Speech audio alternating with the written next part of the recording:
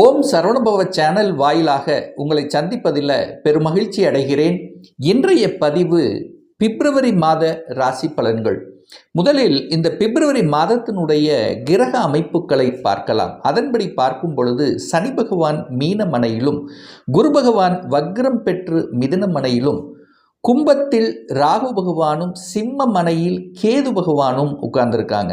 இதில் ஒரு சிறப்பு அப்படின்னா, இந்த சனி பகவான், குரு பகவான், ராகு பகவான் தன்னுடைய சொந்த நட்சத்திரத்தில் ட்ராவல் பண்ணுறார் அப்படிங்கிறதையும் நம்ம பார்க்கலாம். அதே சமயத்தில் புதன் பகவான் பார்த்தீங்கன்னா இந்த பிப்ரவரி மாதம் 3ஆம் தேதி மகரத்திலிருந்து கும்பமனைக்கு டிரான்சிட் ஆகுது. அதே போல் சுக்கிர பகவான் பார்த்திங்கன்னா பிப்ரவரி மாதம் 6ஆம் தேதி மகரத்திலிருந்து கும்பமனைக்கு டிரான்சிட் ஆகுது.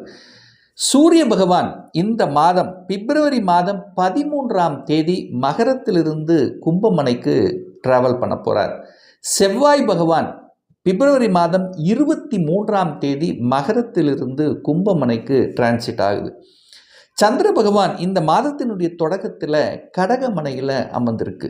ஸோ இந்த கிரக அமைப்புகளை வைத்துக்கொண்டு இந்த பிப்ரவரி மாதம் என்ன மாதிரியான பலன்கள், சாதகம் என்ன, பாதகம் என்ன, எதை செய்யலாம், எதை செய்யக்கூடாது, இந்த மாதத்தில் எந்த தெய்வத்தை வழிபட்டால் நமக்கு சிறப்பு என்பதை பற்றி இந்த பதிவில் நம்ம டீட்டெயிலாக பார்க்க போகிறோம். அதற்கு முன்னால் நம்முடைய சேனலை நீங்கள் ஃபஸ்ட்டு டைம் பார்ப்பவர்கள் என்றால் மறக்காமல் சப்ஸ்கிரைப் பண்ணிக்கிங்க. மேசராசி அன்பர்களே, பிப்ரவரி மாத பலன்களை செக்மெண்ட் வைஸாக நம்ம டீட்டெயிலாக பார்க்கலாம். முதலில் உங்களுடைய என்ன ஓட்டங்கள் இந்த பிப்ரவரி மாதம் எப்படி இருக்குது அப்படின்னு பார்க்கும் பொழுது, உங்களுடைய ராசி அதிபதியாக இருக்கக்கூடிய செவ்வாய் பகவான் 10ஆம் இடம் என்று சொல்லக்கூடிய தொழில் ஸ்தானத்தில் போய் உட்கார்ந்துருக்கார். அப்போது உங்கள் எண்ணங்கள், செயல்கள், சிந்தனைகள் அத்தனையும் தொழில் ரீதியாக, தொழிலை சார்ந்ததாக, தொழிலை எப்படி அடுத்த நிலைக்கு கொண்டு போகலாம், தனக்கு கிடைக்க வேண்டிய பதவிகள், பட்டங்கள், கௌரவங்களை பற்றிய சிந்தனை ஓட்டங்கள், குழந்தைகள் சார்ந்த சிந்தனை ஓட்டங்கள் தான் இந்த மாதம் அதிகமாக இருக்கும். ஏங்க, அவங்க ராசிநாதன் 10ல் போய் அமர்ந்து திக்பலத்தோட வலிமையாக உட்கார்ந்துருக்கு. அது கூட சூரியன் சேர்ந்திருக்கார். அப்போ 1ஆம் அதிபதியும் 5ஆம் அதிபதியும் இணைவு பெற்று இருக்கின்றது அப்படின்னு அர்த்தம். அப்போ நல்ல சிந்தனைகள், நல்ல தன்மைகளை உங்களுக்கு நிச்சயமாக கொடுக்கும். சூரியனை போல இருக்கக்கூடிய தன்மை, சூரியன் எப்படி ஒரு ஸ்ட்ரெயிட் ஃபார்வர்டாக இருக்கிறது, சூரியன் எப்படி ஒரு அதிகார தோரணையில் இருக்கிறது, ஸோ அதே மாதிரி தான் இருப்பீங்க. எந்த நிலையிலும் தன்னுடைய இதை கௌரவத்தை விட்டு கொடுக்க மாட்டீர்கள் அப்படிங்கிறது தான் அமைப்பு. அது 10ஆம் இடத்துல செவ்வாயும் சூரியனும் இணையும் போது அதிகாரம் கிடைக்கும். அதாவது இந்த மேசராசி என்பர்கள் யாருக்கெல்லாம் அந்த அதிகாரம் வேண்டும் அல்லது ஒரு ப்ரமோஷன் வேண்டும் என்று நினைத்து கொண்டிருக்கிறீர்களோ அவர்களுக்கெல்லாம் சக்சஸ் கொடுக்கக்கூடிய ஒரு நல்ல மாதமாக இந்த பிப்ரவரி மாதம் அமைய போகுதுன்னு சொல்லுவேன். அதே சமயத்தில் உங்களுடைய சிந்தனை வளங்கள் எல்லாம் குழந்தையை பற்றிய கவலைகள், குழந்தைகள் செட்டில் ஆகிறது, குழந்தைகளுக்கு ஒரு நல்ல வேலையை அமைத்து கொடுப்பது, குழந்தைகளுக்கு ஏதாவது ஒரு வீட்டையோ ஒரு நிலத்தையோ வாங்கி கொடுப்பது, இப்படி அந்த குழந்தைகளை பற்றிய எண்ண ஓட்டங்கள் மிகுதியாக உங்கள் ஆழ் மனதில் இருக்கும். அதுவும் செவ்வாய் சூரியன் 2 அதாவது உஷ்ண கிரகங்கள் சேரும் பொழுது சில சமயங்களில் கோபமும் ஆக்ரோஷமும் அதிகமாக வரும் இந்த மேசராசி என்பர்கள். ஏன்னா இந்த செவ்வாய் சூரியன் சேர்ந்தாலே அங்கே ஒரு இது வந்துடும், ஒரு கெத்து வந்துடும். தான் நினைத்தது செய்யணுங்கிற அந்த தன்மை அதிகமாக இருக்கும். அப்போது வேலையும் ஒரு சிலர் பாருங்கள் கோபத்தில் விட்டு விடுவாங்க. அந்த கௌரவத்துக்காக ஒரு ஏதாவது ஒன்று சொல்லிட்டாங்கன்னா டக்குன்னு ஒரு முடிவெடுக்கக்கூடிய தன்மையை கொடுத்துடும். ஸோ அங்கே மட்டும் கவனமாக இந்த மேசராசி என்பர்கள் இருக்கணும் என்பதை ஞாபகத்தில் வைத்து கொள்ள வேண்டும். ஏன்னா அந்த செவ்வாய் சூரியன் சேர்ந்தாலும் இங்கே என்ன ஆகும்னா டக்குன்னு வெடிச்சிருவீங்க. அதாவது முடிவை எடுத்துருவீங்க, டக்குன்னு எடுத்துருவீங்க, இந்த வேலை வேண்டாம், போதும், ரைட் அப்படின்னு, அடுத்தது பார்த்துக்கலாம் அப்படிங்கிற தன்மை. பட் ஏற்கனவே இந்த மேசராசி என்பர்களுக்கு 7.5 சனியில் விரய சனி இப்போ இருந்து கொண்டு இருக்கிறதுனால விரயம், வேலை விரயம் என்கின்ற அமைப்புக்கேற்ப வேலையை மட்டும் விட்டுவிடக்கூடாது. எக்காரணத்தை கொண்டும் இன்னொரு வேலையை அமைத்து கொண்டு தான் மாறணுங்கிறத ஆழமாக மனதில் பதிய வைத்துக் கொள்ளுங்கள் இந்த மேசராசி அன்பர்கள். 5க்குரியவன் 10ல் உட்கார்ந்துருக்கார். அப்போது இந்த நிறைய மேசராசி என்பர்கள் இந்த அரசாங்கத்தை பற்றிய அரசு வேலை பற்றிய எண்ண ஓட்டங்கள் தான் அதிகமாக ஓடும். இந்த 5-10 கனெக்டிவிட்டி வந்துட்டாலே 5ஆம் அதிபதி 10ஆம் இடத்திலோ அல்லது 10ஆம் அதிபதி 5ஆம் இடத்திலோ அல்லது 5-10 அதிபதிகள் இணைவு பெற்று ஏதாவது ஒரு கனெக்டிவிட்டி வந்துட்டாலே உங்களுக்கு அரசாங்க வேலை என்பது கன்ஃபார்ம். அதை பற்றிய எண்ண ஓட்டங்கள் அதிகமாக உங்கள் மனதில் ஓடிக்கொண்டிருக்கும் அப்படின்னு அர்த்தம். இப்போ பாருங்க, 5ஆம் அதிபதி போய் 10ல் உட்கார்ந்து திக்பலத்தோட சூரியன் வலிமையாக உட்கார்ந்துருக்கு. அப்போ நிச்சயமாக இந்த மேசராசி என்பர்கள் ஒன்று அரசாங்க வேலைக்கு போகணும், அதை பற்றிய ப்ரிப்ரேஷன் எடுத்துக்கணும், அதை பற்றியான எண்ண ஓட்டங்களை உங்கள் ஆழ்மனதில் செலுத்தி அதுக்குள்ளே போகக்கூடிய வாய்ப்புகள் சந்தர்ப்பங்களை உருவாக்கும். அரசு வேலை கிடைக்கக்கூடிய அமைப்புகள், அரசு எக்ஸாம் எழுதணும் என்கின்ற அமைப்பு, எந்த வேலையாக அரசு கவர்மெண்ட் எக்ஸாம் எழுதணும், அது ஸ்டேட்டாக இருந்தாலும் சென்ட்ரல் கவர்மெண்ட்டாக இருந்தாலும் சரி, அரசியல்வாதிகளும் பார்த்தீங்கன்னா பதவி கிடைக்கக்கூடிய ஒரு காலகட்டமாகவும் அமையும் இந்த காலகட்டம். ஏன்னா சூரியன் வலிமை பெறுது. சூரியன் வலிமை பெறுதுன்னா மேசத்துக்கு 10ல் உட்கார்ந்துருக்கு. கோச்சார ரீதியாக 10ல் உட்காரும் போது கண்டிப்பாக வலிமை. ஆனால் அதே சமயத்தில் உங்களுடைய சுயஜாதகத்திலும் அதே 10ஆம் இடத்தில் இருந்தாருன்னு வச்சுங்களேன், கண்டிப்பாக இந்த மேசராசி என்பர்கள் உயர் பதவியில் இருப்பீர்கள் அல்லது அரசு சார்ந்த விஷயத்தில் இருப்பீர்கள். அதிகாரத்தோடு செயல்படக்கூடிய தன்மை, அரசியலிலும் நாட்டம் இருக்கக்கூடிய தன்மை, மின்சாரம் சார்ந்த விஷயத்திலும் உங்களுடைய அனுகூலங்கள் இருக்கக்கூடிய தன்மை இருக்கும். அப்போ சூரியன் 10ல் இருந்துட்டாலே அங்கே அதிகாரம், அட்மினிஸ்ட்ரேஷன், தலைமை பண்பு, இது எல்லாமே மருத்துவம், இதெல்லாமே உங்களுக்கு ஈஸியாக கிடைக்கும் என்பதுதான் அமைப்பு. திருமணம் சார்ந்த சுப காரியங்கள் நடக்குமா இந்த மாதம் அப்படின்னு பார்த்தீங்கன்னா, இந்த 7ஆம் அதிபதியை பார்க்கணும்.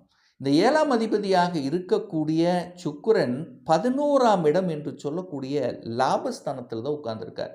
ஸோ 7க்குரியவன் லாபஸ்தானத்தில் அமர்ந்து கொண்டு பாக்யாதிபதியாக இருக்கக்கூடிய குரு பகவான் அந்த 7ஆம் இடத்தை பார்க்கிறார். அப்போ உங்களுக்கு ஒரு பாக்கியத்தை கொடுத்தே ஆக வேண்டும் என்கின்ற அமைப்புக்கேற்ப திருமண பாக்கியம் நிச்சயமாக கைகூடும். திருமணம் நடப்பதற்கு எந்த தடையும் இல்லை இந்த மேசராசி என்பர்கள். அப்போ திருமணம் சார்ந்த விஷயங்கள் உங்களுக்கோ உங்கள் சகோதரர்களுக்கோ அல்லது உங்கள் குடும்ப உறுப்பினர்களுக்கோ நடக்கக்கூடிய அமைப்புகள் பிரகாசமாக இருக்கிறது இந்த மாதம். அதே சமயத்தில் ஏற்கனவே திருமணமாகி டிவோர்ஸ் ஆனவர்கள் மறுமணம் செய்யணுங்கிற எண்ணங்களையும் இந்த மாதம் நிச்சயமாக உங்களுக்கு ஏற்படுத்தும். அப்போ அதுலேயும் எந்த தடையும் இல்லை இந்த மேசராசி அன்பர்களுக்கு. அடுத்து கணவன் மனைவி, 7ஆம் இடம் என்பது கணவன் அல்லது மனைவியை குறிக்கக்கூடிய இடம். ஸோ அந்த அதிபதியான சுக்கிரன் போய் ராகுவோட இருக்கின்ற காரணத்தால், எங்கள் 11ல் ராகு இருக்குல்ல, அப்போ ராகுவோட இந்த கலத்திர காரக கிரகம் இருக்கும் பொழுது அங்கே சில வகையில் ஒரு தொந்தரவுங்கிறது ஏற்படுத்தும். அப்போ கணவன் அல்லது மனைவி விட்டு கொடுத்து போக வேண்டும் என்பதையும் ஞாபகத்தில் வைத்து கொள்ளணும். அல்லது கணவன் மனைவி அதாவது ஆண்களாக இருந்தால் பெண்கள் சார்ந்த விஷயத்திலும், பெண்களாக இருந்தால் ஆண்கள் சார்ந்த விஷயத்திலும் கொஞ்சம் கவனத்துடன் செயல்படணும் என்பதையும் ஞாபகத்தில் வைத்துக் கொள்ளுங்கள் இந்த மேசராசி அன்பர்கள். சார், தொழில் சார்ந்த விஷயம் எப்படி சார் இருக்கும் இந்த மாதம்? மேசத்துக்கு எப்படி சார் இருக்கும்? நிறைய கிரகங்கள் 10-11ல் தான் உட்கார்ந்துருக்காங்க. அப்போது 11ஆம் இடத்துல மெஜாரிட்டியான கிரகங்கள் இந்த மாதத்தினுடைய பிற்பகுதியில் வந்து அமருகின்ற காரணத்தால் லாபத்தை நோக்கிய பயணங்கள், உங்களுக்கு சந்தோஷம் தரக்கூடிய சில விஷயங்களில் ஈடுபாடுங்கிறது நிச்சயமாக இருக்கும். அதில் மாற்று கருத்து இல்லை. வேலை மாற்றம், உத்தியோக மாற்றம், ஊர் மாற்றம், இடமாற்றம், இந்த மாதிரியான எந்த மாற்றங்களாக இருந்தாலும் செயல்படுத்தி கொள்ளலாம். ஒரே ஒரு கண்டிஷன், இன்னொரு வேலையை அமைச்சுக்கிட்டு தான் மாறணும். இது மட்டும் மைண்டில் வச்சுக்கிட்டா போதும். ரைட். அதே சமயத்தில் பார்த்தீங்கன்னா, கடன் சார்ந்த விஷயங்கள் எப்படி இருக்கும் சார் அப்படின்னு ஒரு கேள்வி கேட்பீங்க. 6க்குரியவனான புதன் தான் உங்களுக்கு கடனை கொடுக்கக்கூடிய ஒரு கிரகம். அந்த கிரகம் 11ஆம் இடத்துல உட்கார்ந்துருக்கார், லாபஸ்தானத்தில் உட்கார்ந்துருக்கார். அப்போது 6க்குரியவன் தனக்கு 6ல் இருக்கும்போது கடனுக்கு கடன் அப்படிங்கிற போது என்ன ஆகுன்னா, கடன் உங்களை வாட்டி வதைக்கப் போவது இல்லை. கடன் எப்படியோ இருக்கும், கடனை கட்டிவிடலாம் என்கின்ற தன்னம்பிக்கை உணர்வை கொடுக்கக்கூடிய ஒரு மாதமாகவும் இந்த மேசத்துக்கு அமையும். எதிரிகள் விலகிச் செல்வார்கள். கடன், நோய், யாருக்காவது ஹெல்த்தில் ஏதாவது பிரச்சனை இருக்கா, இந்த மேசராசி என்பர்கள் சரியாகிவிடும். ஏன்னா 6க்குரியவன் தனக்கு 6ல் இருக்கார். அப்போ மேசத்துக்கு ஏதாவது உடல்நல தொந்தரவு பிரச்சனைகள் ஏதாவது இருக்குமேயானால் நிச்சயமாக இந்த பிப்ரவரி மாதம் அதற்கு தீர்வு கிடைக்குங்கிறதுல எந்த மாற்று கருத்தும் கிடையாது. அதே போல வழக்கு சார்ந்த விஷயமாக இருக்கலாம், அந்த வழக்கை முடிச்சிடலாம். அந்த வழக்கிலிருந்து வெளிவரக்கூடிய எண்ண ஓட்டங்களை நிச்சயமாக இந்த மேசத்துக்கு ஏற்படுத்தும். அடுத்து இந்த பாக்யாதிபதியாக இருக்கக்கூடிய குரு பகவான் தன்னுடைய சொந்த நட்சத்திரத்தில் டிராவல் பண்றார். தன்னுடைய சொந்த நட்சத்திரமான குரு பகவான் புனர்பூச நட்சத்திரத்தில் டிராவல் பண்ணும்போது கொஞ்சம் வலிமை அதிகம். அவர் நேராக 9ஆம் இடத்தை பார்க்குறார், வக்ரம் பெற்று பார்க்குறார். அப்போ தான் நினைச்சது செயல்படுத்தணும், நான் வெளிநாட்டுக்கு போகணும், வெளியூருக்கு போகணும், வெளியூரில் போய் இது பண்ணணும் அப்படிங்கிற அந்த எண்ண ஓட்டங்களை ஸ்ட்ராங்காக கொடுக்கும். எனக்கு ஒரு பாக்கியம் கிடைத்திட வேண்டும், நான் இப்படித்தான் இருக்கணும், தூரதேச பிரயாணங்கள், ஏன்னா 3-9 கனெக்ட் ஆனாலே சிறு தூர பிரயாணங்கள், தூரதேச பிரயாணங்கள்ங்கிறது ஈஸியாக உங்களுக்கு கிடைச்சிரும். அப்போ பிரயாணங்கள் மூலமாக அனுகூலங்கள், ஆதாயம் கிடைக்கக்கூடிய ஒரு நல்ல மாதமாக அமையும். இந்த வீடு, வண்டி, வாகனங்கள் வாங்குவதற்கு எந்த தடையும் இல்லை இந்த மேசராசி அன்பர்களுக்கு. ஒரு நல்ல தெய்வ வழிபாடு இந்த மாதம் எடுத்துக்கொண்டால் முருகப்பெருமானை கெட்டியாக பிடித்து கொள்வது மேசத்துக்கு சிறப்பு. இந்த 4 வாரம் செவ்வாய்க்கிழமை என்று கண்டிப்பாக முருகப்பெருமானை வழிபட்டீங்கன்னா உங்கள் மனசு, எண்ணம், செயல், சிந்தனை அத்தனையும் நல்லபடியாக இருக்குங்கிறதுல எந்தவித மாற்று கருத்தும் கிடையாது. இப்போ நான் சொன்னது கோச்சார ரீதியாக இந்த ராசி நட்சத்திரத்தில் பிறந்த பல கோடிக்கணக்கான பேர்களுக்குண்டான ஒரு பொதுவான பலன்கள். ஏன்னா ஒவ்வொருத்தரும் டிஃபரெண்ட், ஒவ்வொருத்தருடைய ஜாதக அமைப்புகளும் தசாபுத்தியும் மாறுபடும், அதற்கு தகுந்த மாதிரி பலன்களும் மாறுபடும். ஒரு துல்லிய பலன் வேணும் அப்படின்னா உங்கள் ஜாதகத்தில் கிரகங்கள் எப்படி இருக்குது, என்ன ஆதிபத்தியத்தில் இருக்குது, எந்த டிகிரியில் இருக்குது, இப்போ நடக்கக்கூடிய தசாநாதன், புத்திநாதன், அந்தர்நாதன், சூட்சமநாதன் எப்படி இருக்குது என்பதை பொறுத்து நீங்கள் கேட்கக்கூடிய எந்த கேள்வியாக இருந்தாலும் சரி, இந்த 2026 சொந்த தொழில் செய்வதற்கு உண்டான விதி கொடுப்பினை இருக்கா, அப்படி இருக்கக்கூடிய பட்சத்தில் எப்ப நம்ம சொந்த தொழிலை ஆரம்பிக்கலாம்? திருமணம் தடைப்பட்டு கொண்டே இருக்கிறது, எப்பதான் சார் திருமணம் நடக்கும்? +2 முடிச்சுட்ட எந்த கோர்ஸ் எடுத்து படிச்சா நம்மளுடைய ஃபியூச்சர் நன்றாக இருக்கும்? எப்போ ப்ரமோஷன் கிடைக்கும், எப்போ குழந்தை பாக்கியம் கிடைக்கும், எப்போ நான் வீடு கட்டுவேன்? இது போன்ற கேள்விகளுக்கு துல்லியமான பதிலை நம்மால் கூற முடியும். ஒரு பர்சனல் கன்சல்டேஷன் எடுத்துக்கணும், சுயஜாதகம் பார்க்கணும் என்று விருப்பப்படக்கூடிய அன்பர்கள் டிஸ்பிளே தெரியக்கூடிய நம்பருக்கு வாட்ஸ்அப் மூலியமாகவோ ஃபோன் கால் மூலியமாகவோ தொடர்பு கொண்டு நேரடியாகவோ அல்லது ஆன்லைன் மூலமாகவோ கன்சல்டேஷன் எடுத்துக்கலாம்.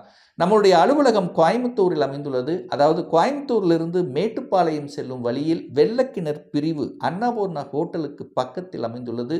பிரியர் அப்பாயின்மெண்ட் வாங்கிட்டு நேரடியாக கன்சல்டேஷன் எடுத்துக்கலாம். நிச்சயமாக இந்த பதிவு ஏதாவது ஒரு ரூபத்தில் உங்களுக்கு யூஸ்ஃபுல்லாக இருக்குங்கிறதுல எந்தவித மாற்று கருத்தும் கிடையாது.